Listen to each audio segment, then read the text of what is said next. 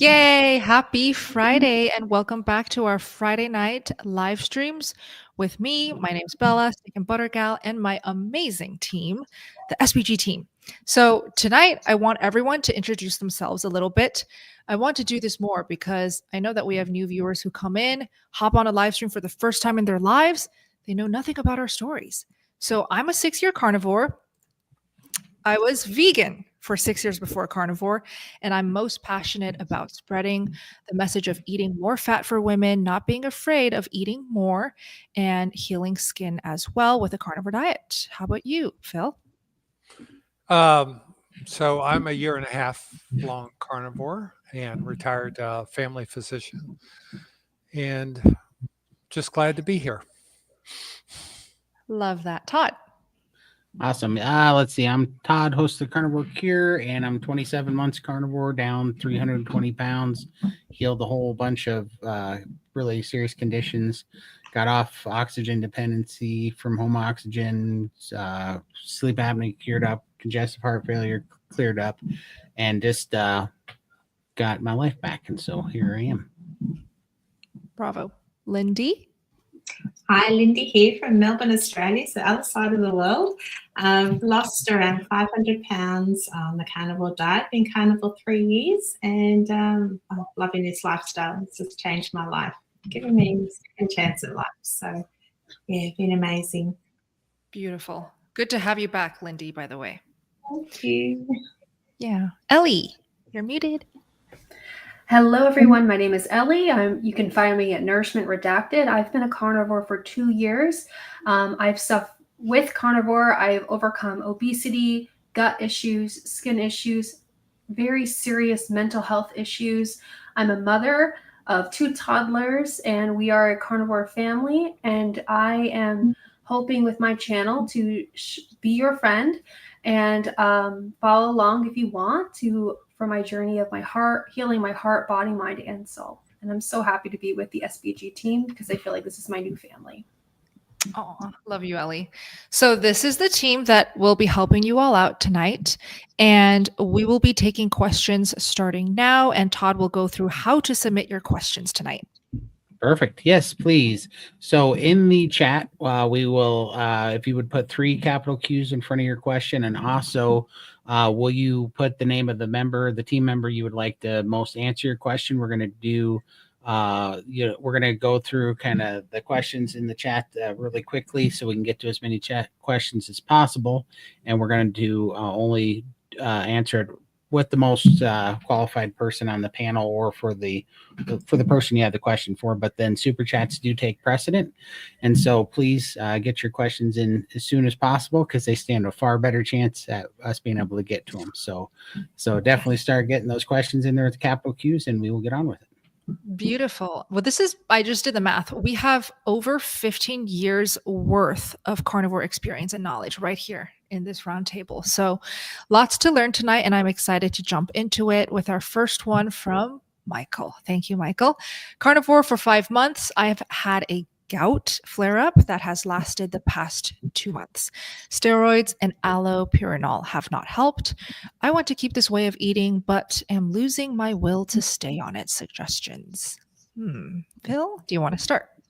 Yeah, I'm a little curious because typically I don't see gout flare-ups that last 2 months. And honestly, Michael, I'm always concerned that someone may think they're treating gout and they actually have something else. There's a condition called pseudogout, which is due to calcium oxalate crystals. And as you know, oxalates can be released from the body when you're on carnivore. And I would treat it as an oxalate issue first. And there are some protocols to do that by adding black pepper or lemon juice every day, juice of 1 lemon once a day, or drink some black tea to slow the oxalate in it. And you might suggest to your doctor, would you consider indomethacin or Indocin as a treatment, because Indocin works better for pseudogout. And I'm really surprised after 2 months with allopurinol. The other drug is colchicine. which is used for a few days to break an attack. Allopurinol is really to lower your uric acid levels long term. But I would be concerned, and if you've ever watched Homestead How, Carrie Mann, the owner of that carnivore channel, Carrie thought he had gout for years, and found out it was really osteoarthritis of his toe joint, and actually got better with carnivore, as most anti-inflammatory diets like carnivore are really good for all forms of inflammation in joints, so pseudogout and osteoarthritis. But I'm just a little suspicious after 2 months that 2 months constantly of having a gout attack, that you might want to investigate other issues with the doctor and see what they think about that. Thank you, Phil. Let's keep going. Hi, Caleb. What are your favorite budget-friendly meats? Okay, let's quickly answer this for Caleb. Thank you so much for the super chat. Mine is pork belly, very budget-friendly. Oh, I think I took Phil's. And chicken wings, which are like $4.99 per pound. So that's mine. How about you, Phil? Well, big pork bellies is my favorite. And Caleb, I think you're an SPG, and I have a menu for my under meals and recipes. I have my braised pork belly, and if you haven't tried it, it is unbelievable. It's you do the big slab of pork belly that you get at Costco. It's like, I don't know, 15 pounds or something like that, and you do it in the oven, and it's incredible. Everyone who's eaten it just falls in love with it, and I usually get it for like $3.99 a pound, sometimes $2.99 a pound. And I find lamb a lot of times, leg of lamb on sale a lot at Costco, so check that out. Nice. Todd? Picanha and then brisket are my two favorite go-to budget cuts, for sure. Love it. How about you, Ellie? I'm surprised no one said ground beef. I feel like ground beef is one of the cheapest, most readily available meat that you can get. And also, if you buy like a whole chicken versus buying like the individual pieces, it might make your budget go a little bit further too. And you can use those bones to make bone broth. Love it. Lindy? Yeah, I was going to say ground beef as well. It's very versatile. You can do so much with it. So, meatloaf, burgers, just crushed up with some vinegar. I like the Tabasco sauce to give it a bit of a flavor. Goes down easy.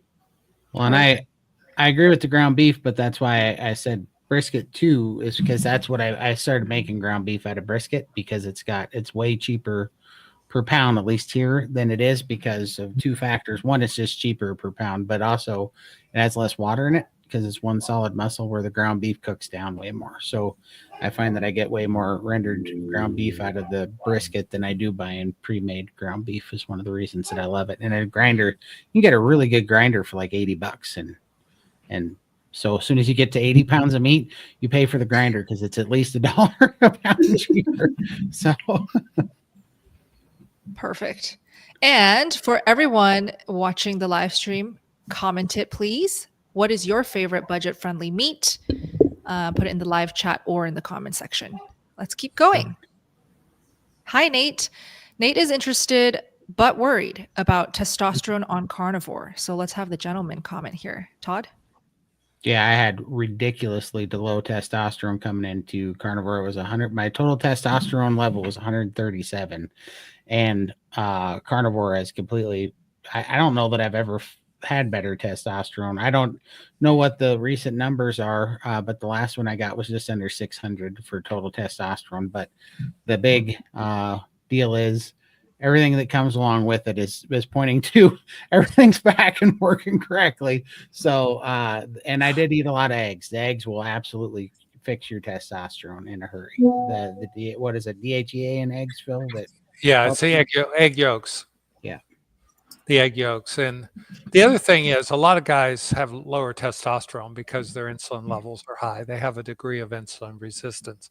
Even if they don't have metabolic syndrome or diabetes at this point, it's an imbalance of the insulin, and you get suppression of your testosterone manufacturing. So eating fatty meats is probably the best nutrition you can do to raise your testosterone and get your insulin to be more sensitive.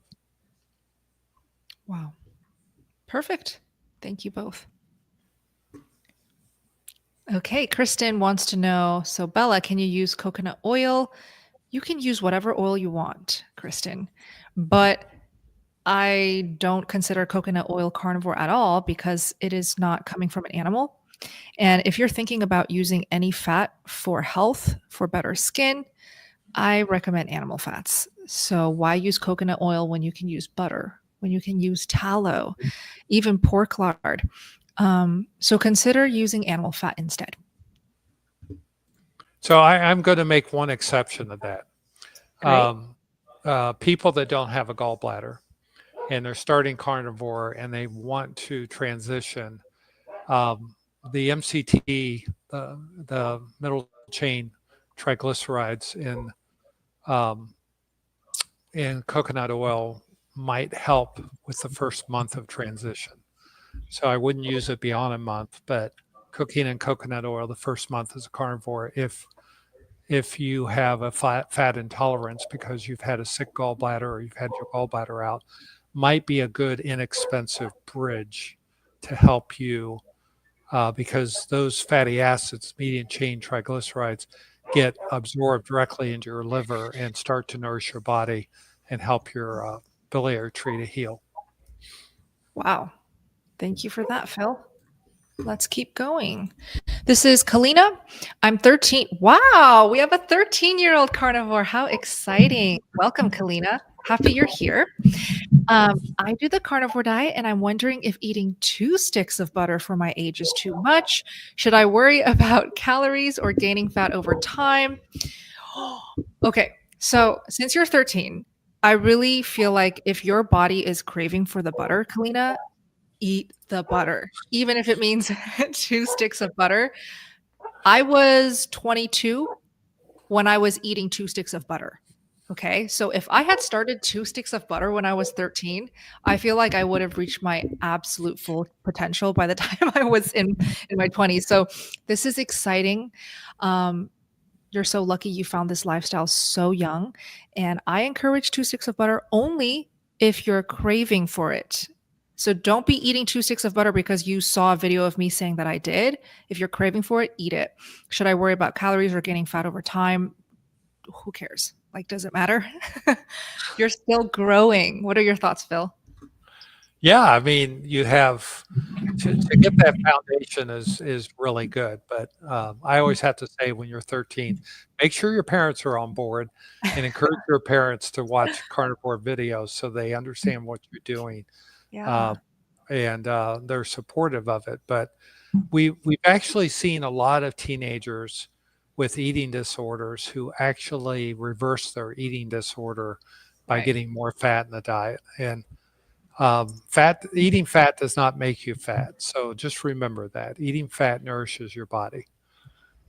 Love it. Keep us posted, Karina. Okay. Hey, Amelia, is carnivore diet good to use it to heal leaky gut, or is it going to be too rough for the gut? Who wants to take this? Anybody here heal leaky gut? Well, I'll take it then if no one's going to comment. So anyway, the carnivore diet is really good at healing intestinal malabsorption issues, which leaky gut is all about. And it takes time. I mean, what you're doing is really healing your biome, your intestinal biome, which is the bacteria imbalances that occur. And the standard American diet causes a lot of irritation because you can begin to get bacteria refluxing from your colon or going backwards up into your colon, into your small intestine. which is normally a sterile environment. And as you eat carnivore, you're really properly digesting your food because you're restoring the normal acid levels in your stomach. You're starting to stimulate more release of bile, proteases and lipases and amylases from your pancreas, and you create a more healthy environment in your gut. And that's what helps to bathe your gut, your small intestine, with nutrients so you can heal that leaky gut. Now, with that being said, it may take you a little long to adapt. And adaptation, Bella has done a couple recent videos on how to start slow and take it a little slower. So if you know you have leaky gut, sometimes going keto, which is a low carb diet starting at 50 carbs a day, 50 grams of carb a day for a week, then go to 20 grams for a week, and then cut the carbs and go straight carnivore the third week, you'll probably find that your gut will be more friendly to you doing that. Perfect. Thank you. All right. Our next question is from Annabella. I would like info about birth control pills and fasting and feasting on a carnivore diet. I actually read Fast Like a Girl. That's a book from Dr. Mindy Peltz, but it did not give much information on that topic. Thanks and love you all. Love you too, Annabella, and welcome. So with birth control, let me ask Ellie, have you ever taken birth control? I have never been on birth control. Yeah. And why? It was not something pushed by my mother, and honestly, it was just not something like. I guess I'm always wary about chemicals being put into my body, and so I've kind of had that instilled in me from a very young age. Like my mother never liked taking Tylenol for headaches and stuff like that. So I think that was why I made that choice.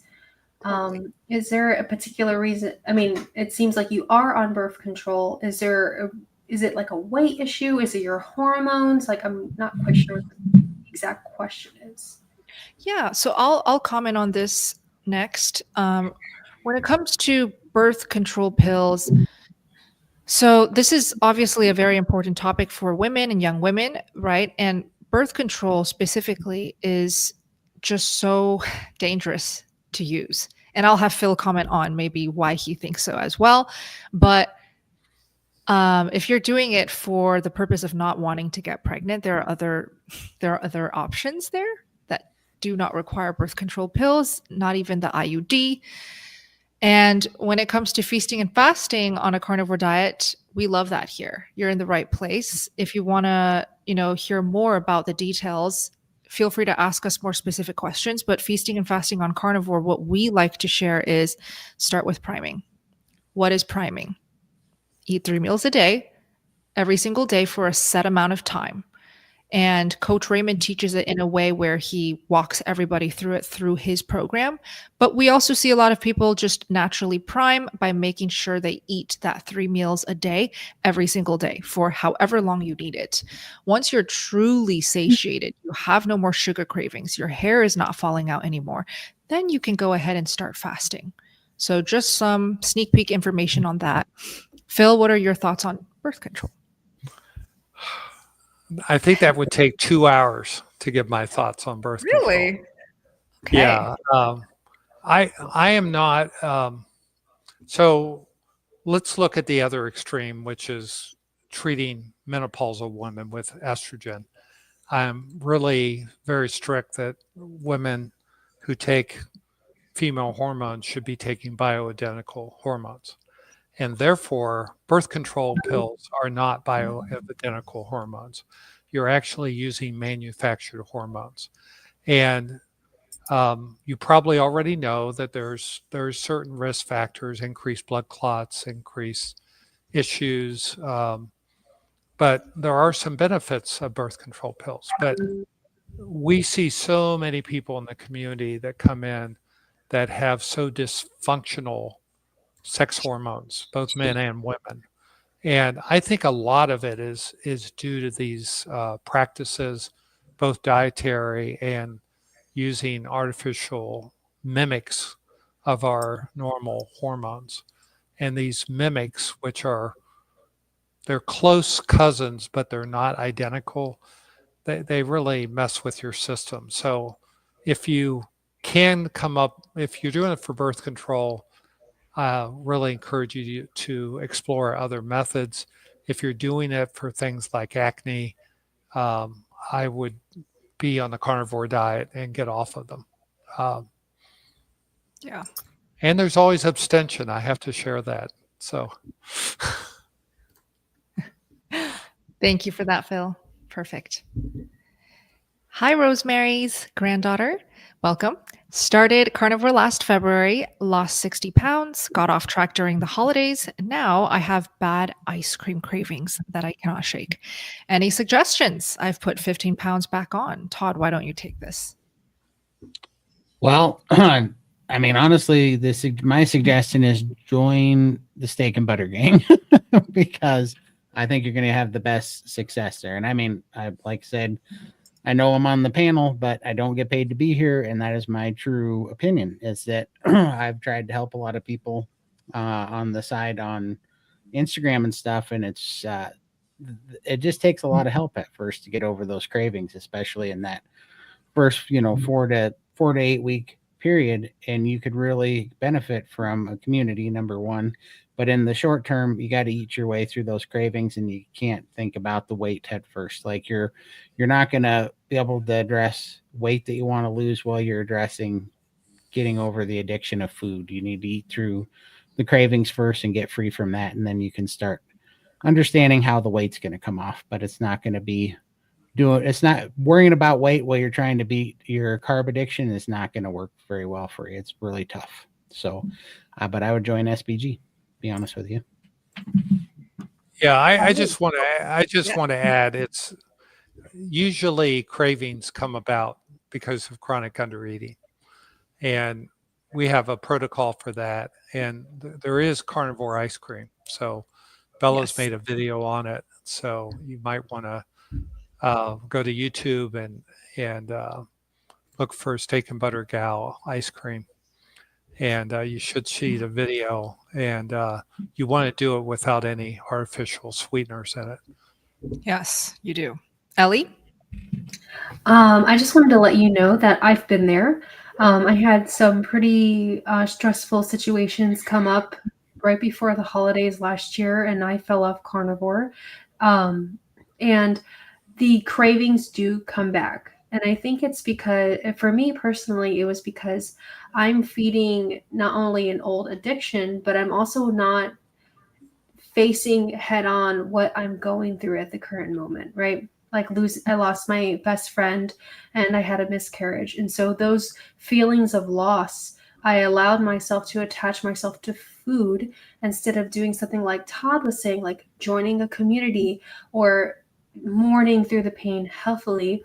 Now, if you were doing it during the holidays, maybe you felt social pressure. Maybe you felt like, oh, well, I can always just get right back on. And I think sometimes we kind of tell these little lies to ourselves that, I can moderate. And I think maybe don't worry about the pounds right now. Like Dr. Phil said, focus on eating. And while you're fueling yourself, think about why you felt the need to go off plan during the holiday. I think internal work goes hand in hand with the diet as well. I love that. Thank you all. And how to join the SBG, let me put up the banner real quick, sbgmeetup.com. And it's always linked in the description box if you guys would prefer a clickable link. See you guys in there. Lori, hey, Dr. Phil and all. And this is for Dr. Phil. How do you decide the risk percentage of taking blood thinner versus not taking? I saw a video of you saying you decided to not take the blood thinner for clots with ports and PICS.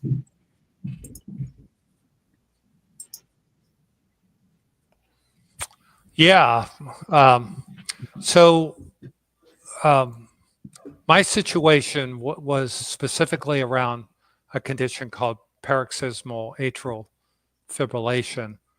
of less than 2.5 hour duration, which I did not take blood thinner for. But I actually ended up getting a clot in one of my arteries from a procedure back in, must have been November. And I went on blood thinner for 3 months specifically to keep that clot, which had grown 8 inches long in my left forearm, to keep it from growing further.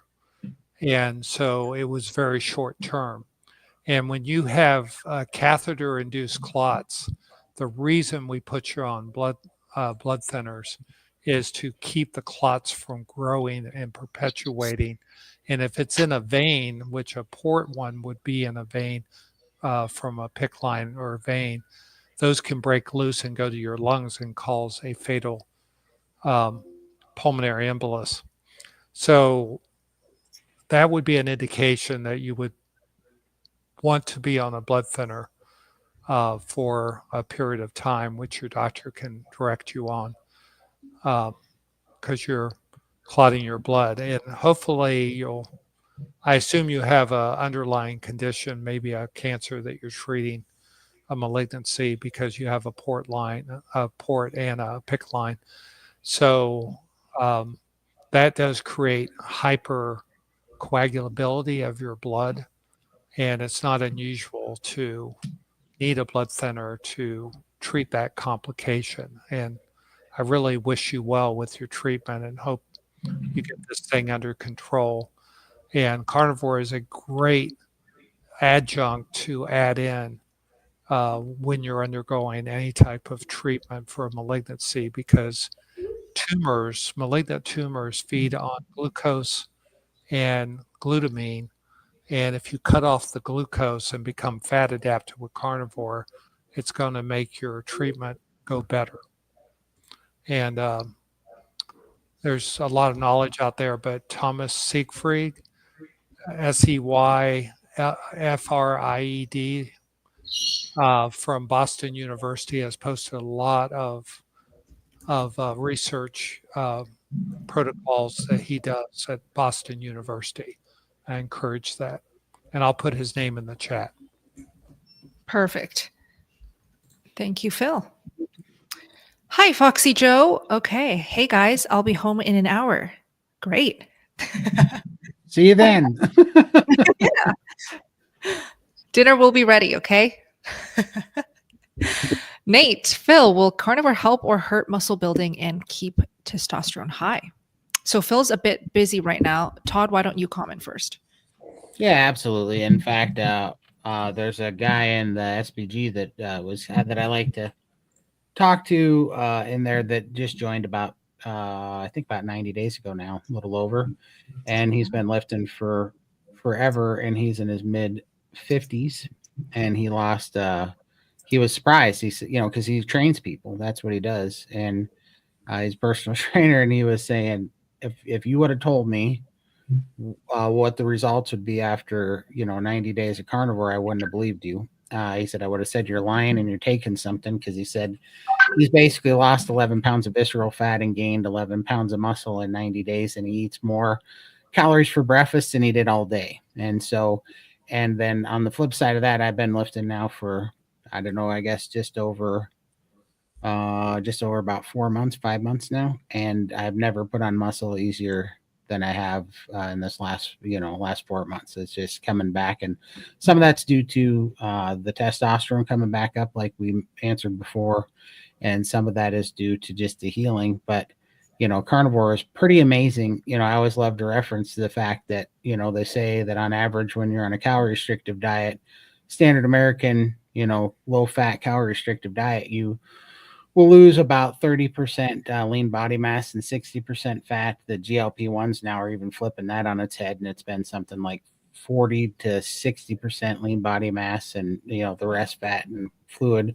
But on carnivore, what we see consistently in SBG is that people don't lose a bunch of weight. They have composition changes because they're gaining muscle as fast as they're losing fat, and they're gaining lean tissue. So I think, to me, that old idea of being a bodybuilder, you have to go on your bulks and cuts, just because you can't do both at the same time. Well, we watch people do both all the time on carnivore. They gain muscle and lose fat. So I think it's optimal, but I'm not a professional by any means, but I think it's incredible. Beautiful. Phil, any extra Oh, thoughts? yeah, I put in the chat. You just got to watch Dr. Sean Baker and Dr. Anthony Chafee videos. Yeah. And they are the he-men of the universe. So they are great physical specimens. And I strive to look like either of them in my old age. For sure. And I can say that my husband, he's on something called Remicade, which is like sister drug to chemo for his ulcerative colitis. And because of that medication, he's struggled with lower testosterone and gaining muscle. And even though he's still on the medicine, he is now being able, and I've been on carnivore for, well, like I'd say as long as I have, almost 2 years, and he's starting to put on muscle, and it's keeping his energy up. And so I hope that's some inspiration that if he can do it, you can do it. For sure. Awesome. Mom of 6. With the cost, welcome back, by the way. With the cost of eggs these days, I mix some egg whites from a container with an egg to stretch it. So some egg whites with a container. Okay. Yeah, is that you can okay? buy The liquid egg whites, I'm thinking. Right. What do we think? I'd rather see you eat more yolks and less whites.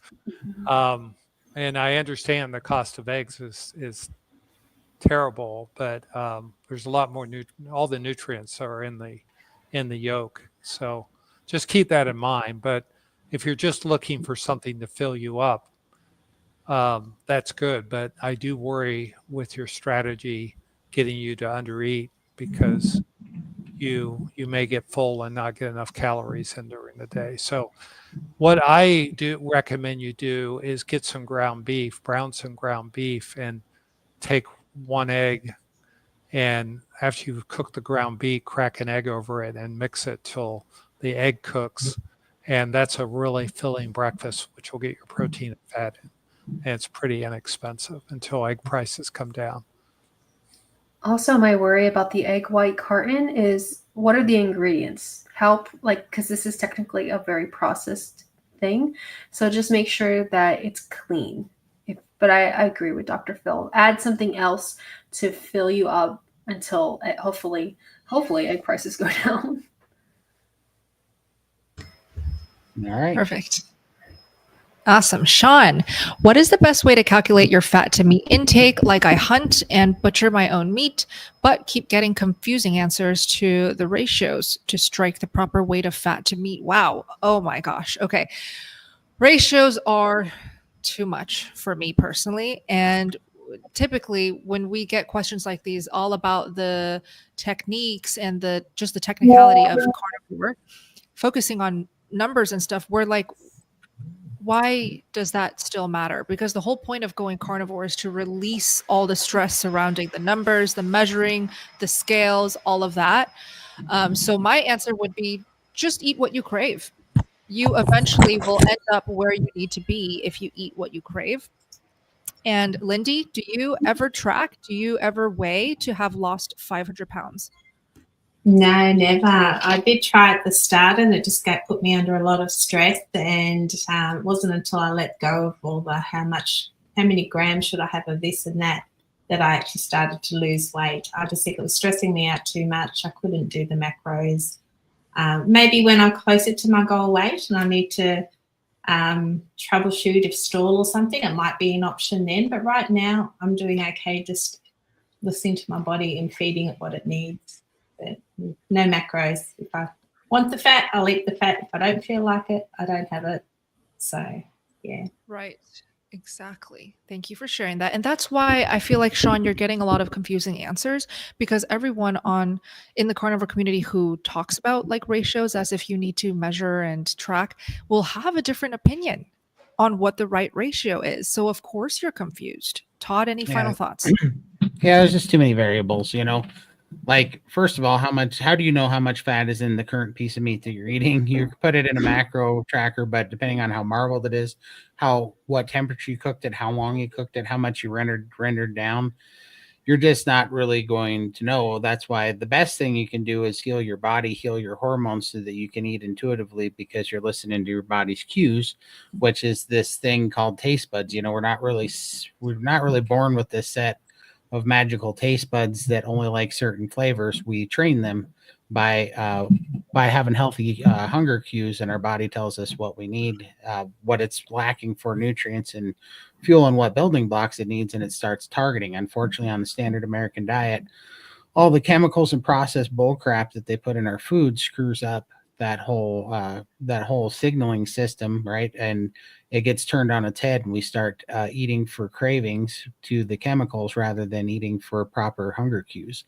and for nutrients. And so that's one beautiful thing that carnivore does, and the priming protocol specifically, and SBG does fantastically, is it gets you to that point where you can listen to those cues again, and then your body will tell you how much fat that you need for sure. So Love it. Keep us posted, Sean. Yoda, welcome. I started carnivore today and I could only eat 1/4 chicken leg. I don't think that's enough food. Will I eventually be able to eat more? Ellie, what are your thoughts? Congratulations on starting. This is hopefully the first step to a long road of health, good health. Yeah, I think that if you're not used to eating a lot of fat and protein, that it's going to take a while. But if it helps, maybe you should think of it as like eating, like we've been talking about, your 3 meals a day, making sure you're eating your breakfast, your lunch, and your dinner. Don't necessarily worry about the amount of food, but just getting into the rhythm of eating until you're full. And maybe add some bacon slices with it, or maybe add some eggs. I always like to have my primary meat and my side meat, and it feels more like a meal to me. So maybe adding a little bit extra, and then you can slowly build up from there. Great. Absolutely. Great answer. Jaffa, I can't get a straight answer. When working out protein, some say 1 gram per pound, others say 1 gram per kg. So I guess the question is, which is it? I don't think it's either. It's what your body needs, right, Todd? Yeah, I mean, like it's like you're trying to ask how much gas to put in your tank or whatever, and you don't know the efficiency of the car that you're driving or the length of trip you're taking or whatever. It's like I don't there's not a magic number for this. There's only baselines, and what really happens, and this is why I sound like a broken record of saying you should join the SBG, is because the real problem is that there's a lot of nuances to this stuff, and it's really about learning how to understand your own body's signals again, and be able to listen to your own body and trust it and see what you should be eating, and to have that group atmosphere where everybody's going through the same things and they're breaking through these walls and understanding it, and you're seeing right in front of you examples of what, okay, I eat 2 steaks a day now or whatever, and you start seeing it, and you start hearing a lot of information that's going to tell you what to look for and what you should be feeling like, and the real secret sauce to it is understanding how to feel and listen to your body's cues, and not a number on a macro tracker. I mean, that's your problem you're really having, is that it's just it's not as simple as just a number. I love that. And so, look, this is a great question for everybody's thoughts. So do chime in. My question for everyone to answer is, do you measure? Do you track your ratios, your fat to protein, your grams per pound of protein per day? And would you recommend it to somebody who's just starting a carnivore diet? Feel free to share your thoughts. I say no. Yeah. It's mostly because this is supposed to be a diet where you're finally letting go of all the stigma of diet culture. This is eating as naturally as possible. And it's going to be tough at first mentally. I think sometimes it's hard to let go of those old teachings and all those things that you've learned previously. Just eat until you're full. Eat foods you enjoy. Like if you don't like chicken, don't eat chicken. Eat more beef, or if you don't like, or eat more lamb. Like try to make it as seamless and easy as possible, because the beginning can be kind of tough if you're still thinking the old way. And so that helps. Love it. Hey, Let's keep Bella, going. there's a lot Yes, going Phil. on in the chat about one of the well-known influencers, Mitch, the old guy, carnivore, had a stroke, and he's in the hospital, and there's a lot of chatter on it. And I just for all of you who do prayers, I hope that you pray for him. Remember that, Mitch is really appreciative of every day in his life, and he's a great inspiration in the carnivore community, and we certainly wish him well. He'll be in my prayers tonight, and we just hope a fast, speedy recovery for him. Absolutely. Oh my gosh. Yeah. Wow. Didn't know that. Thanks for letting us know. Prayers to Mitch, for sure. Yes. I met Mitch in Tampa at Dr. Kilt's meetup. He's so kind, and he was like live streaming the whole entire experience for his community. Just so full of love. We love Mitch. He is. He's a great guy. That's awesome. Great guy. Yeah. Yeah, praying for Mitch. Hey, Mike. Yeah. Okay, welcome to Mike B. It appears that the carnivore diet is subject to attacks in the media recently. Really? Several articles came out recently that claim all sorts of long-term serious problems that carnivore diet allegedly causes. Please comment. Mike, could you please link them? We'd love to take a look and react. Honestly, we love that. Honestly, who cares? I want to say this.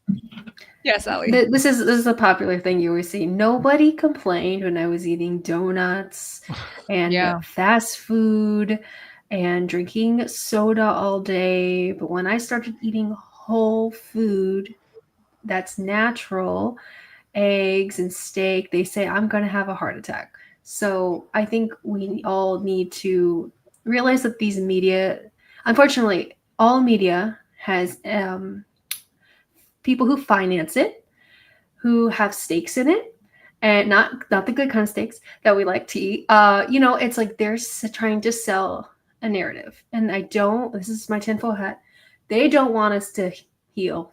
They don't want us to get better, because if you're a customer, it means you're sick, right? And you're taking medications and you're in the medical system. So that's my opinion on it.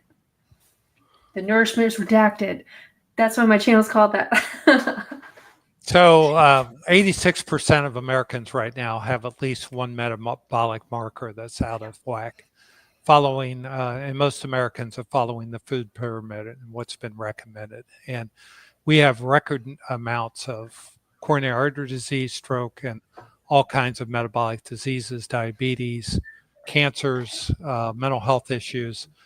And it's interesting, the longer I'm in the carnivore community, and I, like Todd, I'm a volunteer in SBG. I came to SBG to get healed, and I healed metabolic syndrome. And metabolic syndrome gave me a 600% increased risk of heart attack and stroke. And in 4 months, I totally wiped it out with no medicines. So I'm forever grateful of the power of healing when you're on an anti-inflammatory way of eating that reverses insulin resistance and gets you insulin sensitive again. Many others in the community have had mental health improvements, autoimmune diseases reversed. And so I think it's a mindset that you have to do. And we had a recent discussion with Nick Norowitz, who's a researcher, PhD, working on his MD at Harvard. And he was talking about a recent article that was published in a cardiology journal, Cardiology JAMA, American Medical Association Cardiology Journal. And it was about a guy that broke out in cholesterol bumps all over their, I'll just call it cholesterol bumps all over their arms. Xanthelasma. Yeah. Mm-hmm. Yeah, I didn't want to use the big word, but basically they looked like they had chicken pox filled with cholesterol. And Right. it's funny because the only time I've seen that has been in someone who has really severe insulin resistance. And they had they had a 1,600 cholesterol level and a 16,000 triglyceride level when I saw them. And it had nothing to do with carnivore. It had to do with undiagnosed diabetes that wasn't treated. And they claimed, the guy in the article, which they didn't talk at all about whether or not he had diabetes. They didn't talk about any other, what we call comorbidities. And they said he was eating 9 pounds of meat a day. And I just find it hard to believe. I've never eaten, I don't think I could eat 9 pounds of meat if I had to. So it just, and he said, Todd. Yeah, Todd maybe at 700 pounds, you could eat 9 pounds of meat. But it wasn't a very rigorous scientific, it wasn't even a study.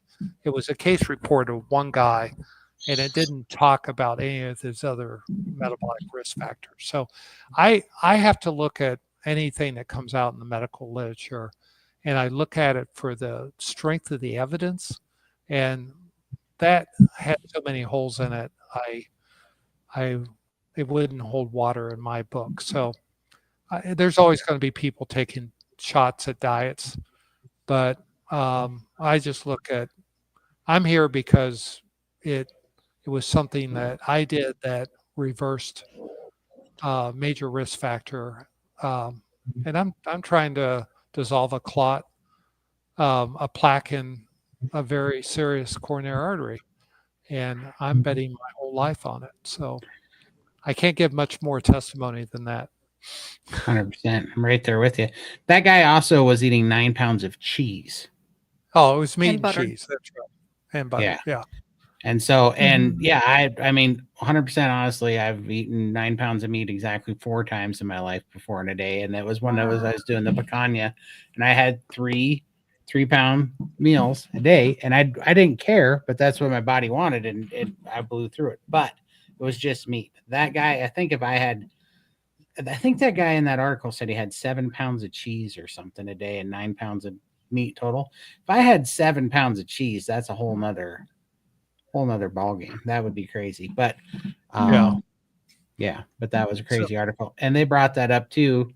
A bunch of comments in this last little story that they put online about me. They brought up that comment too, said I was going to be the guy leaking cholesterol out of my hands and whatever, because that would be crazy to eat 9 pounds of meat. But I don't know. I think when your body's healing, all that happened was I got leaner and I put on muscle, and I went and worked out really great in the gym the next day. So I really don't know what to think about all that, Right. It's hard to believe. And they don't have proof that this guy ate all that, So no, it's crazy. Here's a comment that I would love to. Yeah. Go ahead. Oh no, I was just going to say, and it wasn't like he said he did it for months. I did it when I was going through a particular need that my body must have needed, and then it went away, and that was also in the summer that I did 12 7-day fasts, so that could be it too. Yeah, exactly.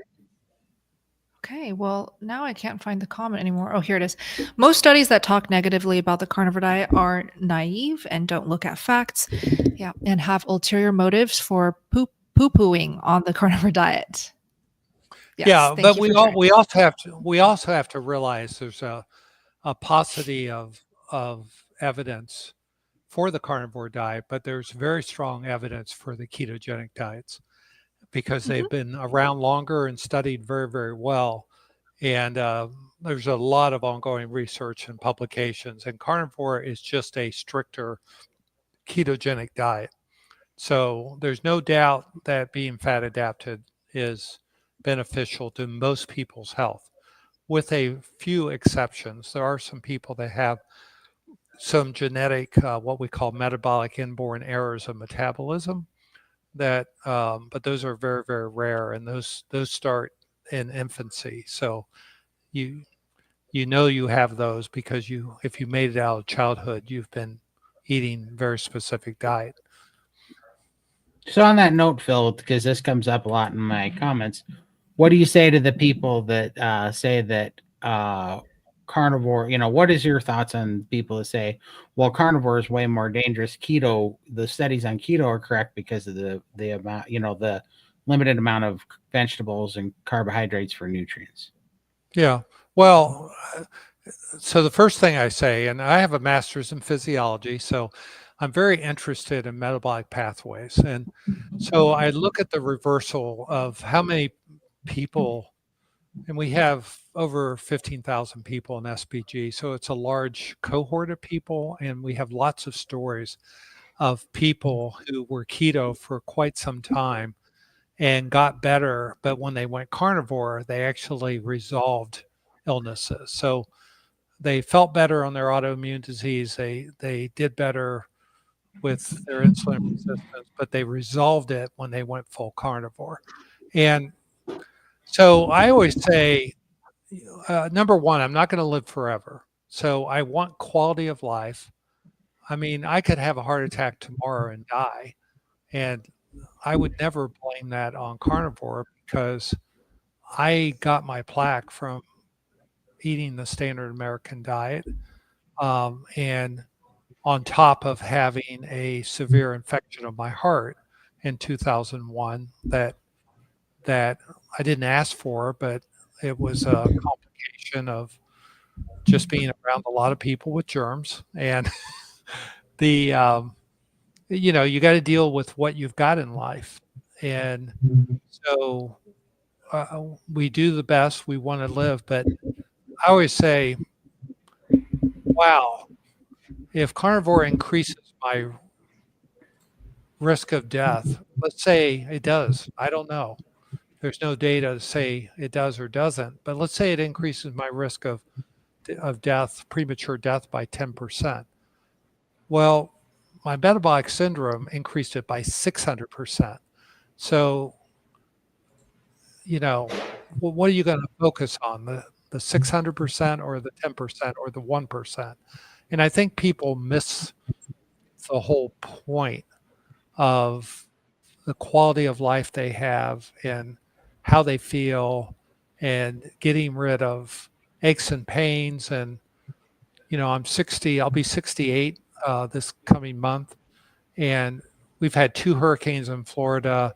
I did all the cleanup, 50 bags of cleanup on my property for each hurricane. So I had over 100 bags, cutting up stuff with chainsaws and getting rid of it. And I literally worked 5 days straight after each hurricane, cleaning up my yard and my lot. And I had no aches and pains.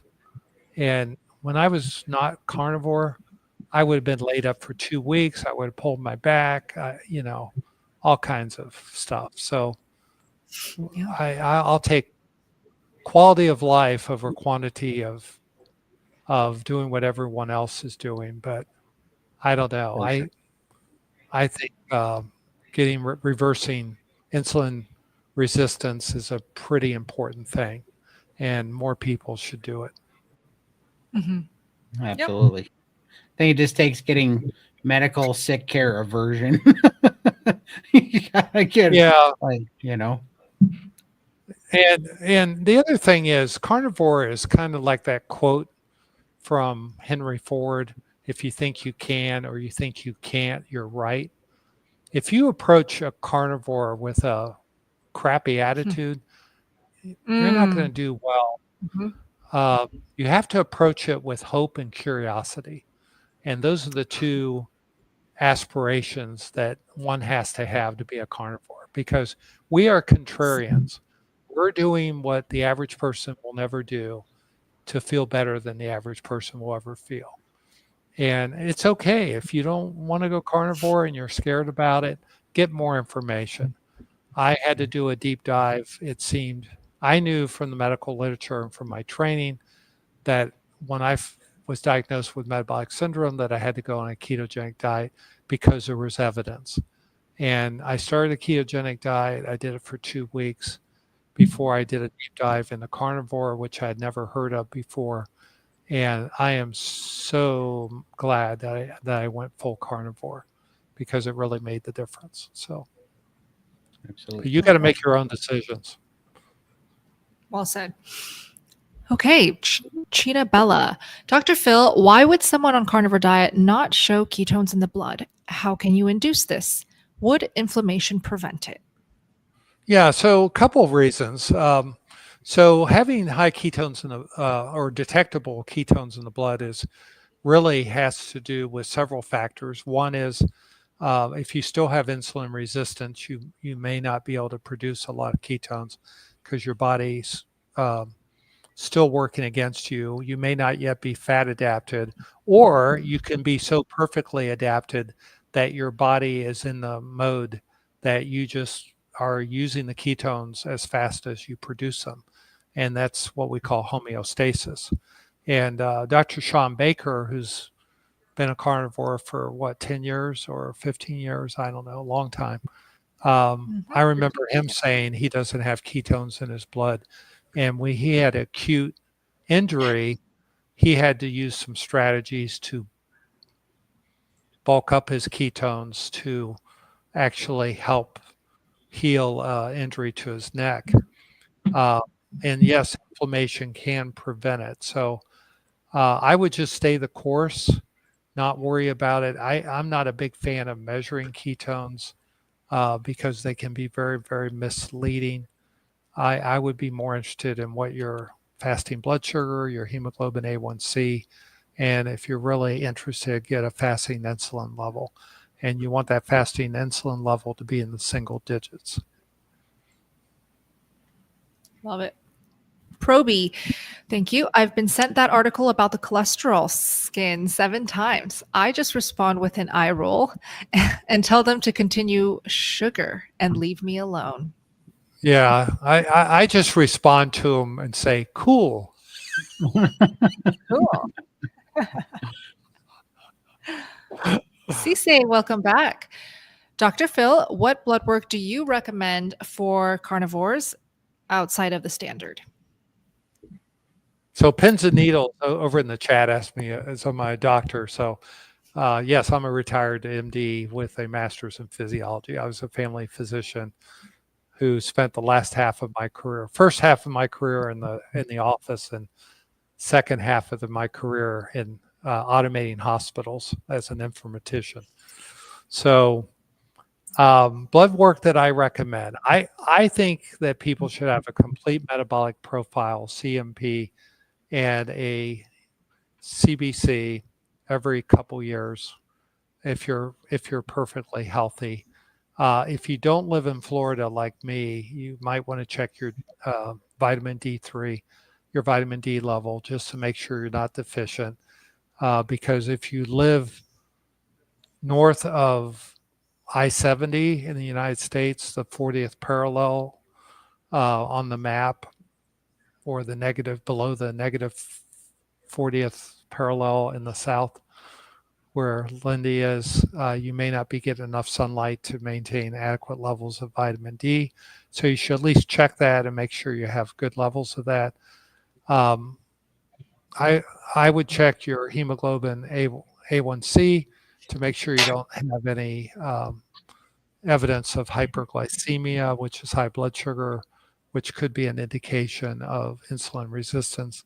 You can get a fasting insulin level, but you don't really need to do that routinely, but it's really the gold standard for insulin resistance, even better than the hemoglobin A1C. And like I just said, it should be less than 10 in the single digit range. Ideally would be less than 6, but normals at the lab are like 20 or lower at most labs. So you really want it lower than normal. And those would be the ideal things I would do.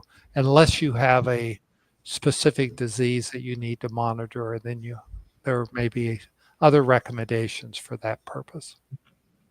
That's awesome. Just wanted to shout So, out and- Dr. Yay. Kiltz is in the house. Exactly. Hey, Dr. Kilt. Hi, Dr. Kiltz. Thank you for being here. We love you. You're the best. And Dr. Kiltz's ice cream is really good too. So It is. It's the best. Dr. Kiltz is It going is. to be seeing us in Montana here in July. So oh great. I mean- I can't believe you had a Tampa meetup, Dr. Kiltz, and here I was babysitting in Atlanta, so I missed you. Yes. yeah, Next it's time. It's gonna be funny. You're gonna have to go all the way to Montana to meet Dr. Kiltz. I know. Well, See, we people up in the Tampa side feel like Sarasota is on the other side of the bay, so it's like a different part of Florida. I'm not sure, but I think that was a Florida dig, Dr. Kiltz. Seriously. He says, see you all then, and you can come the next time. That's right. See you soon, Dr. Absolutely. Kiltz. Absolutely. That's awesome. All right, let's keep going. Mountain Air. Welcome. I carry most of my weight around my hips, thighs, and around my knees. Is this lymphedema? Does it come down with carnivore? I'm 46, female with young kids. I'm trying to keep up with ... Is there more, or is that the whole thing? Let me go find it here. Sorry.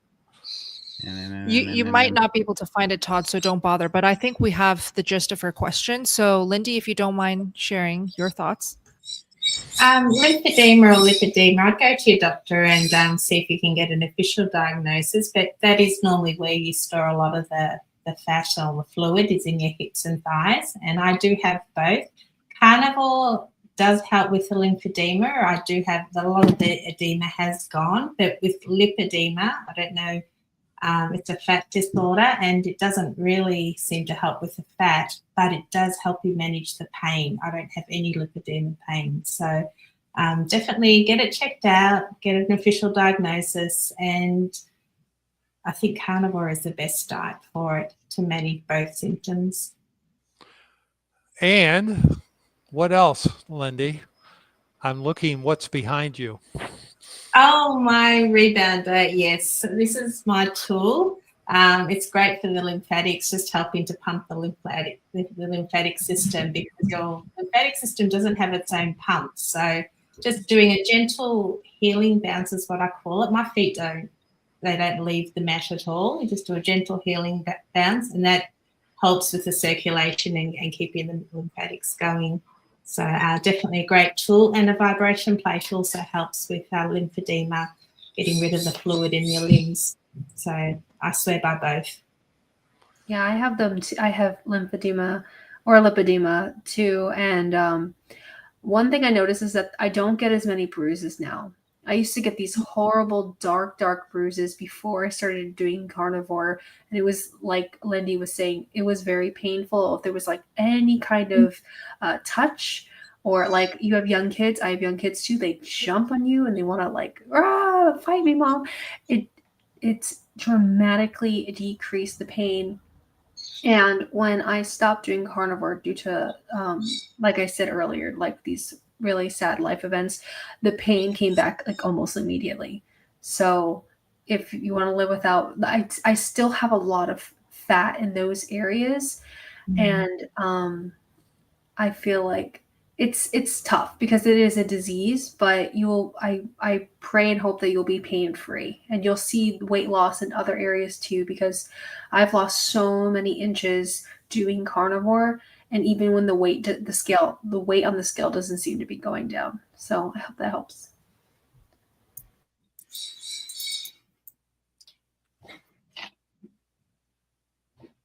Oh, Sorry about that. I was muted. I just wanted to quickly shout out Laura. As you can see on the screen, I just posted my interview with her, and Laura is a 70 years young carnivore. She looks phenomenal. I met her in person. She is an amazing, inspiring woman. And I think you guys should check out that interview after this live stream is over. I'll link it in the live chat. Also, subscribe to her channel because she's posting a lot about her carnivore journey and tips. Love you, Laura. It's awesome. Okay, Jules. Dr. Phil, CRP is, so those are the numbers right there. Blood draw was done 6 weeks after surgery.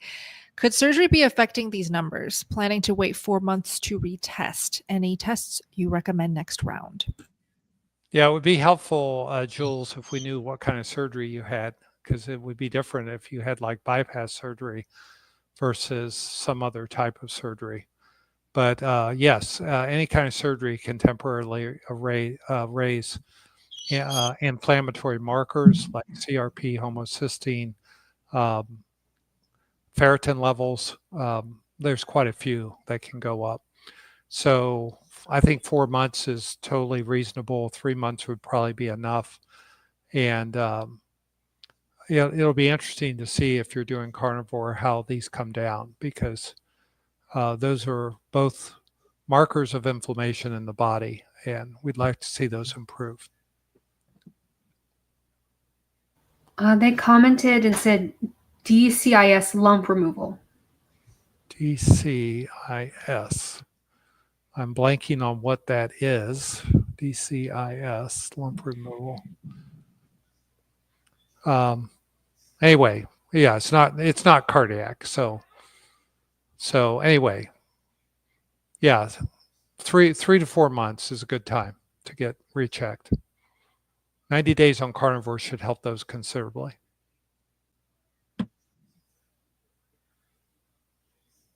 Right. Oh, From you're Ed muted for again. Ellie. Yeah, sorry about that. I'm having a lot of gut issues, severe bloating pain, gallbladder attacks, but no stones. Were your issues similar? Can carnivore possibly help? Doctor just wants to take out my gallbladder. Oh no. Uh-oh. For me, I experience IBS-C. So what would happen is that my body just would not defecate at all. I would go about like every 3-4 months, not going to the bathroom whatsoever, and I would have to rely on laxatives. And so when I would take the laxatives, which I hated doing because, I don't like medicine. When I started taking the laxatives, it would like be like hours on the toilet and off the toilet and on the toilet. I think I did not have gallbladder attacks, but I did have a lot of severe bloating pain with that. And I can say that my IBS-C flare-ups have gone down considerably, but being 2 years in, I'm still getting them every couple of months. I actually had one today, but it wasn't as long and it wasn't as painful as they used to be.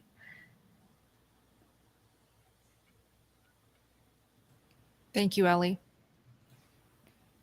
Okay, this is Kate. Welcome, Kate. I've been carnivore for over a year, dropped 50 pounds right away. Now I'm stalled for multiple months and still have about 10 pounds to go. Can you guide us on moving past this stall, please? Eat more. How about you, Todd? Yeah, absolutely. It's most all the stalls that I've gone through have been from undereating, and either that or an oxalate dump. That was the only other stall I went through, but all the breakthroughs were actually eat more, which I know is completely counterintuitive, but that's why I do appreciate the Steak and Butter Gang's priming protocol so much, is because when you eat more and you nourish the body, you also raise your metabolism, and that is the most powerful thing. Ultimately, you don't just want to keep creating a deficit by starving the body. It's way better if your body's just running at a higher rate and running healthy, and you're letting go of that weight. So eat more. Eat more and join a good community. That's all I got to say about it. Yeah, come be our Great. friend. It'll be fun. That's right. All right.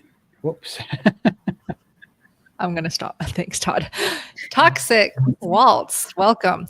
Has anyone ever tried using Thai salt sticks or spray instead of deodorant? I made the change years ago and have never looked back. I don't even know what that is. Do we know? Thai salt sticks. Yeah, it's you do?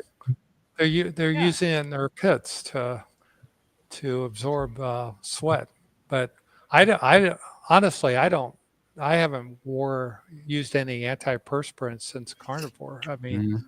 I haven't Yeah. needed it.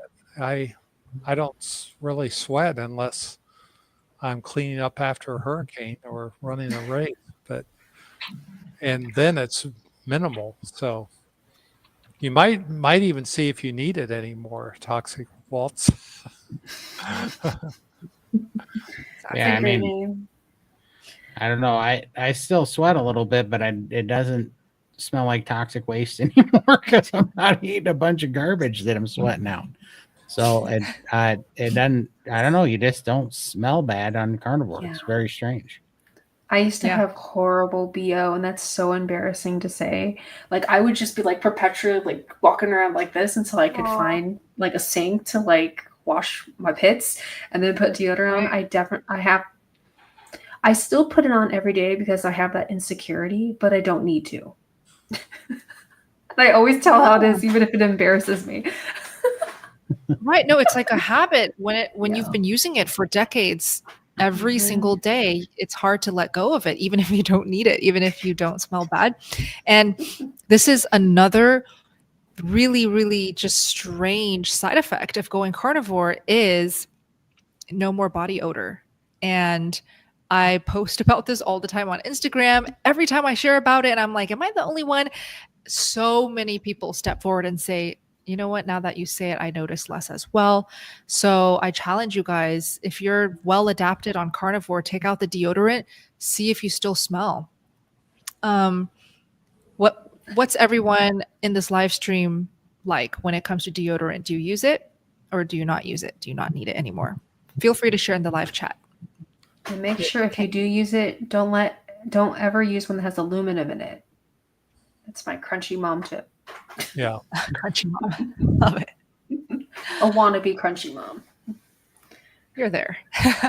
Lisa, carnivore since May, started kickboxing class, got my fat percentage. It is 32%. I'm 5'8", 145 pounds, have not lost a pound since May 1st. I eat beef, bacon, butter, and eggs with very little cheese. Help. 32% body fat. That's What like do we my goal. think? That's like my goal weight. I'm like, wow, that sounds amazing. I'm also 5'8", so it just sounds so nice to me. But I would say, like, don't focus on the number of the scale. How are your clothes feeling? Do you wake up with energy? Are you able to get what you can accomplish? I think you've kind of heard it from all of us. We focus too much on the numbers. Like, I really think that I feel like 145 is really good at this height. I don't know. Yeah. Well, the ideal body weight at 5'8" is 140 pounds. So plus or minus 7 pounds. So, but I understand, women tend to have higher body fat. So, 28 would be better than 32, but 32 is still pretty darn good. And I'm not even sure that's an accurate measurement. I don't know what technique you are using. So if you have a lot of visceral fat, you might try doing some sprinting.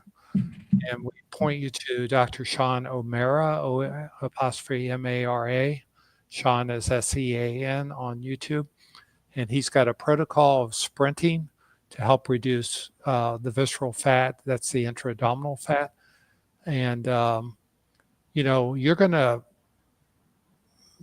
develop muscles definitely in the kickboxing class. So you may not see the scale go down at all on your total weight because you'll get hypertrophy of your muscles with kickboxing. So, so those would be my suggestions for you.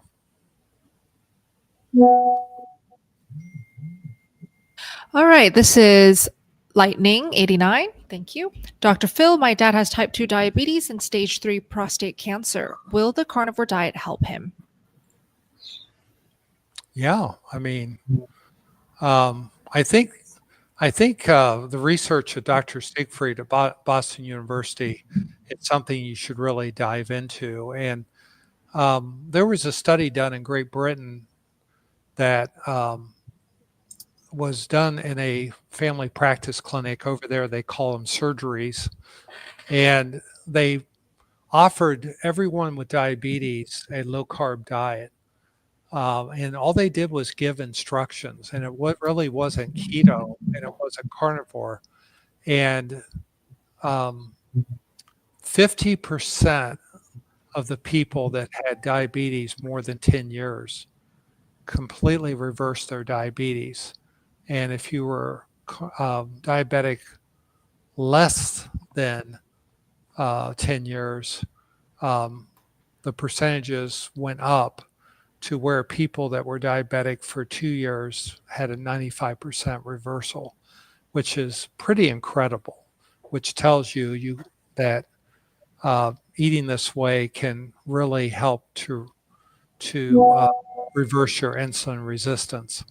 And like I said, not feeding cancer with sugar is a good thing for any type of cancer. So yes, and my 95-year-old dad had autoimmune disease, which he had had for over 30 years, and was taking prednisone every day for 30 years. And I got him on carnivore for 60 days and then used it as an elimination diet.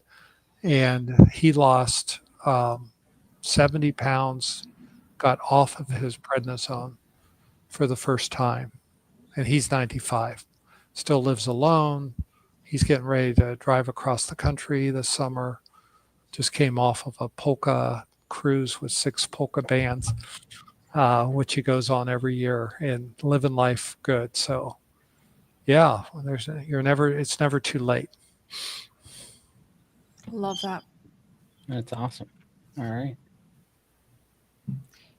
From Nate, Bella, will there be a big production carnivore movie / documentary down the road to rival the big vegan movies out there? There's going to be plenty. Yeah, a lot of them are currently in the works of getting out and being edited. So be excited, guys, because there's plenty. And one of them we can shout out right now. It's Healing Humanity from Carrie and Adam. We don't know exactly when it's going to launch, but it's in the works, right, Todd? Absolutely. Yeah, it's called Healing Humanity, Power of a Proper Human Diet. And yeah, I believe it's coming out sometime the end of this year or first of next year or something, but definitely that's going to be a big one. And then I know there's already more in the works right now. So I think you're going to be seeing a lot more of it. And I think with this Maha movement, you're going to be seeing a lot of more people jumping into the waters here very shortly. So, and you can support that. It's a crowdsourced movie. So if you're passionate and want to support it, go to healinghumanity.movie. And Yes. you could learn all about it, and you can even donate to it. 100%. Dr. Kiltz is like a platinum sponsor of that movie. Yeah. Yes, he is. Linked in the live chat. Thank you, Todd. Let's keep going. That's awesome. All right, nice. Kayla. I've been called a crunchy mom. So, Ellie, could you define, for those who don't know what it is, what is a crunchy mom? Okay. So a crunchy mom would be a mother that is skeptical about products, food, things that you use that might possibly have toxic things in it, right? And so the whole goal of a crunchy mom is just to be as natural and homemade as possible. That's kind of how I see it. There are obviously extremes to it where you're making like everything yourself and you only wear like linen and cotton, and then there's people like me who just try to do the best they can with the skill set that they have, and just going for more natural when possible. There's a YouTube channel, really very crunchy. It's a comedy sketch channel on this subject, and she's hilarious, and it brings light and humor to an actual subculture of people. It's awesome. Nice. For sure. Let's see. I was going to put this one up real quick. Ellie, do you have super chats turned on your channel yet? I do. Okay. Yeah. So you must be on Coach Rochelle's channel. If you go to any of the other channels, that'll let you do a super chat. That Coach Rochelle's just not quite there yet, but she's getting really close. So we appreciate it. All right.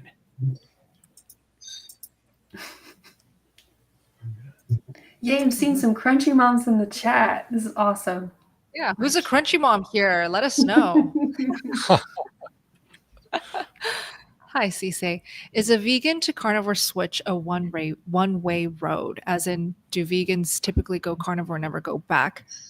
Interesting question. And Cisse, I noticed that you're very, very passionate about vegan and carnivore related questions here. Were you a vegan yourself? Let us know. From what I've seen, I've actually befriended a lot of ex-vegans turned carnivores. One of my best friends, she used to be a vegan and now she's a carnivore. And so when I talk to these young women and men as well who go from vegan to carnivore, they just feel so much better. It's not even funny. They feel so much better from vegan to carnivore. They love how they feel on carnivore. And look, if they do end up leaving carnivore, they typically land on an animal-based diet or more of a meat-based ketovore approach. I personally have never ever seen someone go from vegan to carnivore and back to vegan. Anyone else here see that ever? Yeah. I did talk to a guy one time in a chat on one of my videos, and that question came up, and he gave the best answer I've ever heard. It's a little gross, but I was laughing so hard when he said it. He goes, going from vegan to carnivore and then back to vegan would be like taking a massive dump and then trying to put it back in. Oh no. Oof. That did not have to be in my head. I was laughing so hard. That was a perfect explanation. Just throwing that out there. Hope it helps. You're welcome. Oh my goodness. You had to put that in Dr. Kiltz's head too. He says bad. Hey, it might not be couth, but it is. I'd say pretty accurate. It gets to the point. Yeah. Yeah. So It look, is. I saw comments requesting for Dr. Kiltz to join us live, and seriously, it's so rude that we haven't brought him on live. But before we continue with that, I do have to wrap up tonight's live stream. A bit of a urgent thing came up with my husband. So next week when we do our live streams, Dr. Kiltz, we would love to have you join us. You are literally welcome to join us anytime. Just Sure. pop it in the live chat. We'll send you the link. You can hop on with us next time. Yeah, next time, Dr. Kiltz. Perfect. For sure. All right, let's keep going. We'll do a handful more and we'll wrap up for tonight. Okay. Hey, Laura. I want to start carnivore, but I had gastric sleeve done 7 years ago. I gained some of the weight back, but still can eat as much as I want. What do you recommend? Okay, so she has gastric sleeve, gained some of the weight back, still can eat as much. What do you recommend? So, Lindy, what are your initial thoughts? Still can eat as much, or you can't eat. I don't understand that, but I can't eat large meals in one sitting, so I have to break up my food and just graze throughout the day to get the nutrition into me, because I tend to undereat otherwise. I find meat is very satiating, so I just keep restricting, not intentionally. I'm just not hungry, and eating like a little bird throughout the day, and then my metabolism crashes and my weight loss stalls, and it's crazy. So you have to eat more, and that's the only way I can do that is by eating a lot throughout the day, just little 5 bites every hour. That's my little prime. Love that. Very, very helpful. Let's keep going. Erdwin, are plants significantly worse than meat for every single aspect of nutrition? I feel like it is almost. Why do you feel like it is almost and not all? What are your thoughts, Phil? Well, I think you have to look at what the human body needs, and you cannot get everything you need nutritionally by eating plants alone. You will get vitamin deficient, and that's probably the best indication that we are not destined to be herbivores. We are carnivores. We're maybe a little bit on the omnivore side, but there's a lot of things, plant material, that we don't even have the capability of digesting. Anything made of cellulose, we can't digest. And it's kind of weird because we're scientifically, they put us in the primate family, but our guts are totally different than other primates because they have a pouch that allows them to dissolve cellulose. So I think that whole thing that they're taught in science that we're primates is wrong from the very beginning. So the very fact that we can't today in 2025 get all the nutrients we need with plants alone means it's not the perfect or ideal diet, because we know that we can get it on carnivore. And I take no supplements at all at this point in my life. And some people may need to supplement for a season to get rid of some nutritional deficiencies that they come into carnivore, but we really don't see people who have corrected those and stay carnivore really having a problem with that. Love that answer. Charles, how do you get a Filipina to give up the rice? Well, clearly it's Charles' wife or girlfriend, as you can see in his profile photo. I'm Chinese, and I grew up eating rice with every single meal. For my whole life, I ate a bowl of rice, sometimes 3 bowls of rice in that meal. So I get it. It's very difficult for Asians to give up the rice. How you can help her give up the rice is you can slowly transition her into a carnivore approach by just upping the meats that she eats. Encourage her to eat more of the meat-heavy Filipino dishes. CB says my wife is Filipina as well. What did you do, CB, to get your wife maybe off the rice or to eat more carnivore focused? You can try out all of the creative recipes that I've ever posted on my channel for my husband who has difficulty giving up the carbs. It works when you keep it creative and delicious and you make a lot of variety. There are ways, and I would say a slow and steady approach is better than shaming and forcing and telling her that she needs to do it now. Just be gentle with her. Any tips, everyone? I'd love to add. So on my mother's side, I'm Puerto Rican and Italian, right? Lots of carbs there. And then on my father's side, Korean, and there's a lot of Mongolian heritage there. And so I definitely have grown up eating a lot of rice and pasta. And I would say that it's hard to give up something that you feel is connected to your culture. And so we kind of have to take a lens looking backward and thinking like, okay, am I tying my food into my identity too much? Or am I going to now start thinking of myself as a human and what do humans need to eat? And in my book is that you need to be on the proper human diet spectrum, carnivore to low carb, mostly leaning towards carnivore in my opinion for most people. And so I would start low and slow, go low carb, and just make Filipinas know how to cook. So encourage her to like maybe give her a little bit of a challenge, like, hey, I bet you can't make this steak taste like, better than rice or something like that. And it might be a little fun banter between your spouse and yourself. Yeah. And I love this. I love this question by Nav too. You can go ahead and read it. Nav says, carnivore 9 months, have to get up to pee every night. I stopped drinking water way before, only started on carnivore. But that's awesome, Nav, because that means you're getting really fat adapted and it's pulling water out of your fat cells. That's what's so awesome about it. You're having to pee at night because it's working. It's doing exactly what you're hoping it's going to do. It does disturb your sleep, but it is a sign of that you're getting healthy, Nav. Yes. I pee every single night. Really? Yeah. Have you ever tried pushing your last water intake a little earlier? Yes.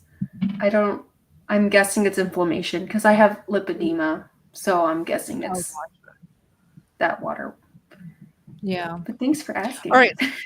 Of course. No worries. So Nav wants to know how to sign up for SBG. Can you show me how? Okay, I can explain it as easily as possible. So Nav, look at the URL on the screen right now. Yeah, where Ellie's pointing. Thank you very much. SBG.com. And then if you want a clickable link, Nav, just click the link in the description box. So I know a lot of people actually don't know how to open up the description box. So you'll see the title of this live stream right under us talking on screen. Click the box under the title, and then you'll see that it expands and it opens up. And then you'll see clickable links in there.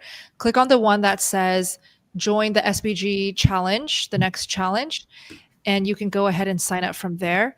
Once you're in, you will seriously be so well taken care of by all of the people on the team right here and more. Thousands on the new revolutionary swim spot. One-time sit. Todd, are you watching something? Uh-oh. I'm trying to pull. Sorry, I was pulling up the YouTube channel to present it so that I could show them how to open the description. That's what I was doing, and then Got it. So that's how that went south. Thanks for trying, though. That's very thoughtful. What? Sorry to everyone wearing headphones. Yeah, What? I know. Would you like me to do that now that I have it pulled up? Because I could do that real quick. No, please don't. Okay. No need. But thank you for that.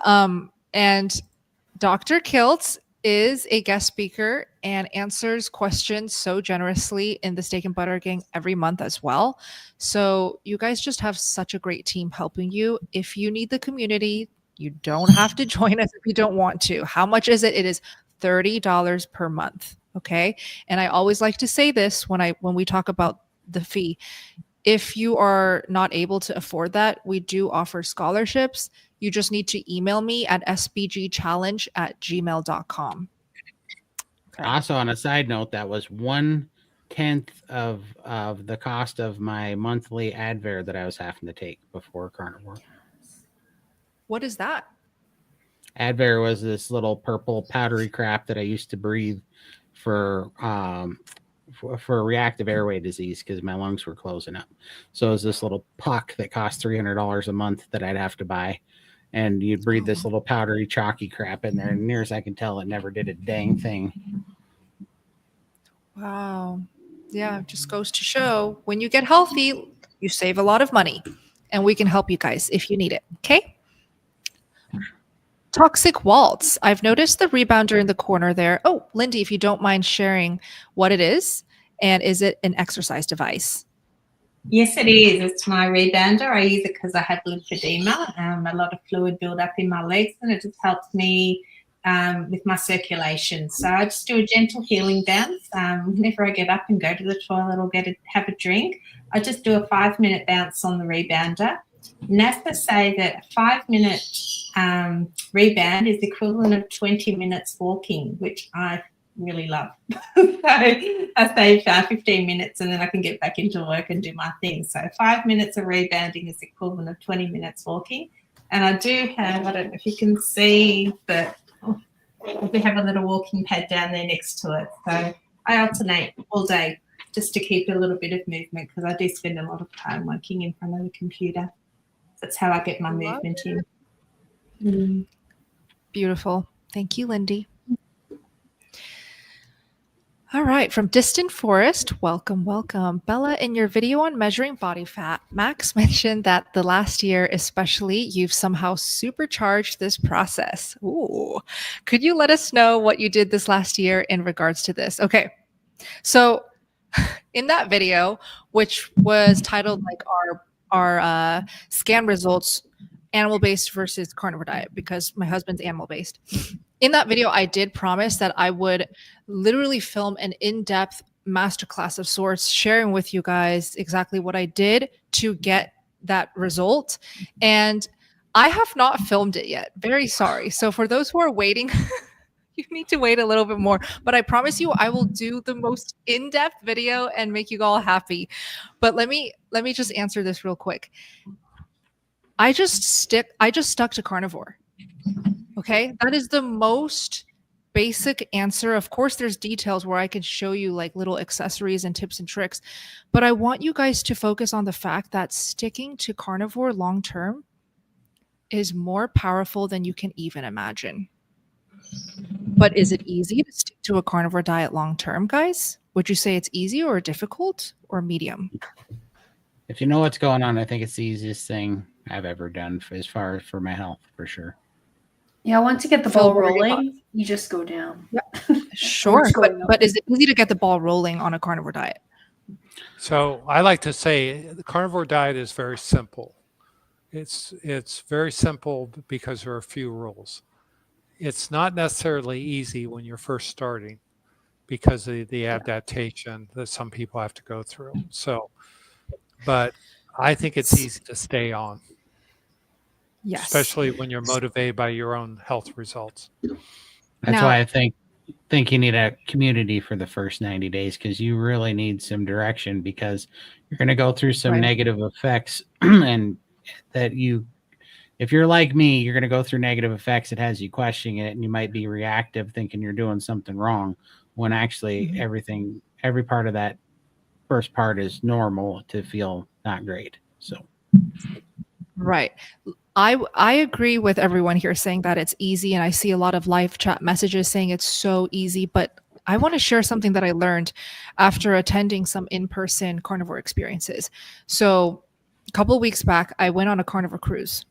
And so I got to spend 7 full days on a cruise with 150 carnivores, 150 people who are passionate about a carnivore diet. And I actually learned so much speaking to so many of the carnivores on the ship about how difficult it is. Actually, how many times a lot of these carnivores fall off the wagon and have to restart, fall off the wagon and have to restart. And I honestly didn't even take into account how difficult being consistent can be. So when I speak to people who come to me on the cruise and they're like, oh my gosh, Bella, like the sugar cravings, it's the sugar cravings that get me week after week after week, month after month. Every single time there is a special celebration, I just fall off. And getting back on gets harder and harder. Why? And I need help. So this hurdle might actually be one of the most difficult hurdles. And I realized a lot of people who talk about carnivore online, they're the ones that are succeeding. They're not the ones that are struggling, because the ones that are struggling and maybe leave, they don't tend to talk about it online. So a lot of the carnivore community that we're talking to in the live chat right now, who we engage with, they've got it down. So I think I just realized attending these meetups that the sugar cravings and the staying consistent is more difficult than we can fathom for most people. And so if I really focus on anything for this question specifically, I don't even want to focus on the non-important accessories. Sure, I've done a lot in the last year alone, but the consistency is what everybody really should be focusing on. If you can't make it past the 90 days, I would recommend doing everything that you can to make it to 90 days and beyond. And so if that takes a community to help you get there, I highly recommend it. Like Todd kept saying throughout this live stream, community, community, community. There are so many out there. But it's the consistency. So I'm 6 years into a high-fat carnivore diet. I would not be able to get that result in that video if I did not stick to a carnivore diet for this many years. Not to tell you guys it takes 6 years to get that result. It doesn't, but it does take a lot of focus on being consistent. Yeah, I love that, Stephanie. Kelly Hogan says life is hard. Feeling crappy is hard. Choose your hard. That's great. I love Any that. final thoughts on this? Yeah. The one Go ahead, thing Ellie. Thank you. The one thing that really got me to stick to it, because I technically, before this stint on YouTube that I've been sharing, I did carnivore a couple of years earlier. And the difference between then and now is remembering my pain. And when you start to feel healthier, you tend to forget everything that you went through. And you allow these old thoughts to come in and go, oh, it's okay. You can just have some birthday cake. It's a special occasion. Or oh, I miss being able to sit on the couch and eat ice cream. And it's like you forget that the fact, like for me, I was suffering with like PCOS and fertility issues. I was constantly constipated. That's so funny. I was obese. My skin was so raw, like so many like horrible, horrible things on my face. And so it's like when you start to feel better, you forget the pain. And so I'm not trying to like be negative about it, but it's like you have to remember where you've been so you're not walking blindly down a path thinking, so just the why is so important, and being rooted in a community is so important. And also I think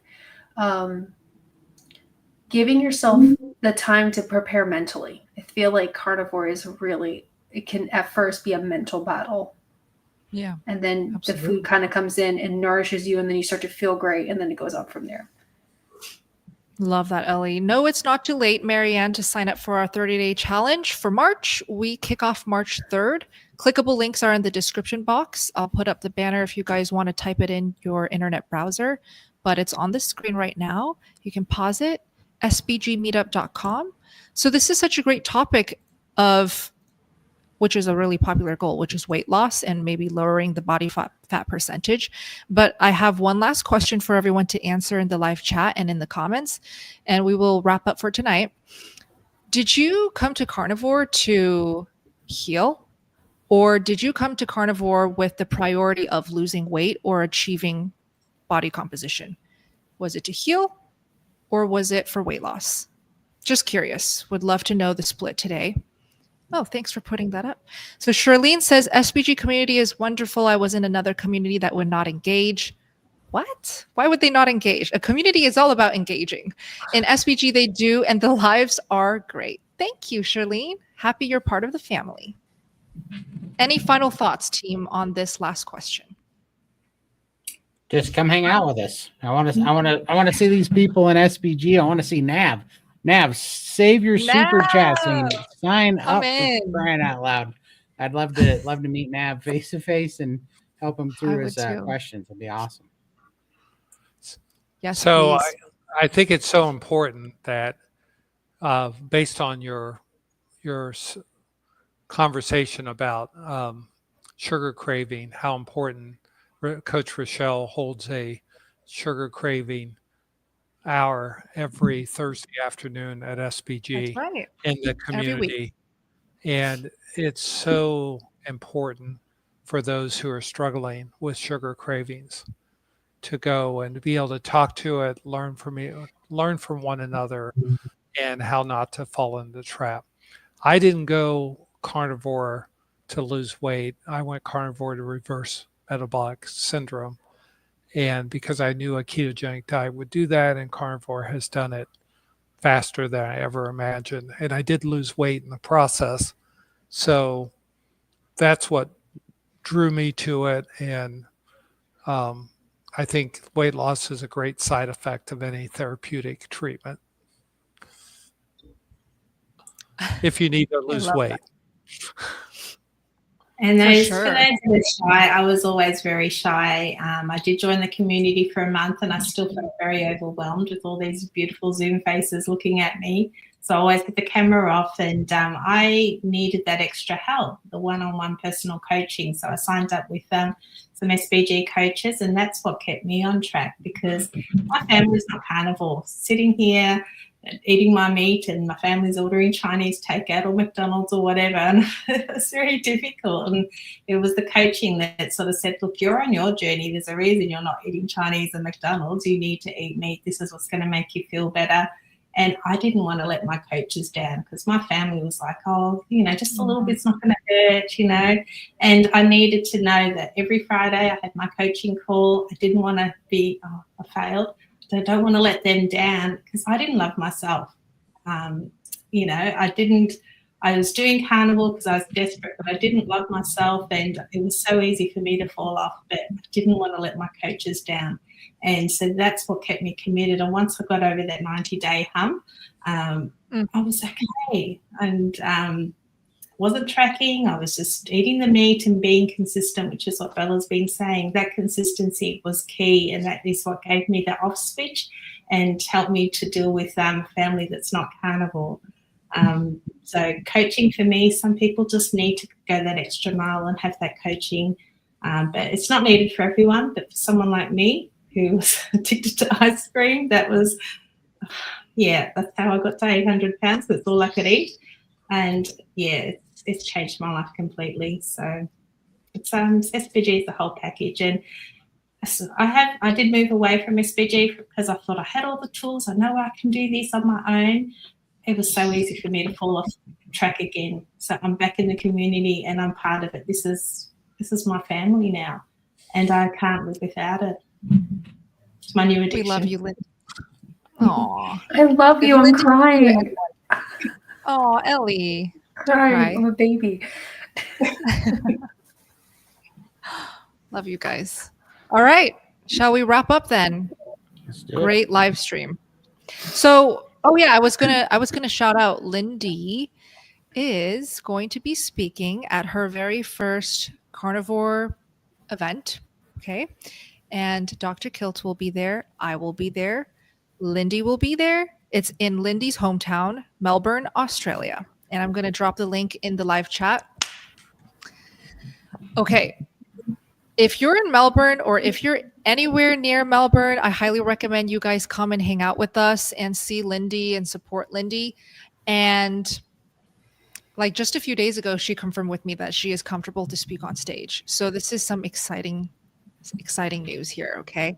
And we are so excited for Lindy and this event, of course. So who's going to be on the panel? Dr. Kiltz will be there. Yay. Lindy, Carnivore Ray. Do we all know Carnivore Ray, by the way? Yes. I've seen He's on him. Instagram. I love him. Yeah. I don't give a rip. So awesome. Yes, I don't give a rip. That's his slogan is I don't give a rip. He will be there. And I literally cannot wait to meet Carnivore Ray. I don't know who else will be on the panel. I believe Professor Bart K will be there in person as well speaking. So it's going to be a fantastic event. April 26th. Let me put Dr. Kiltz's message here. And check out the Healing Humanity meetup March 8th in Austin. Thank you for including that because I know a lot of Americans are not going to be able to go to Australia for this event. So March 8th, save the date, Austin, Texas, Healing Humanity meetup there. Yeah, he is the I don't give a rip guy. Awesome. Any final announcements, Todd? Hack and your Hack health. Your Health, right. Yeah, Have to shout out that one. Hack Your Health, and we're going to do one in Montana coming out very soon for the 4th of July as well. So, yeah. We will announce details on that when that is out. Thank you all so much for joining us, and we will see you next week in our weekly Friday night live streams. Love you guys. Have a great weekend. Bye. Stay native.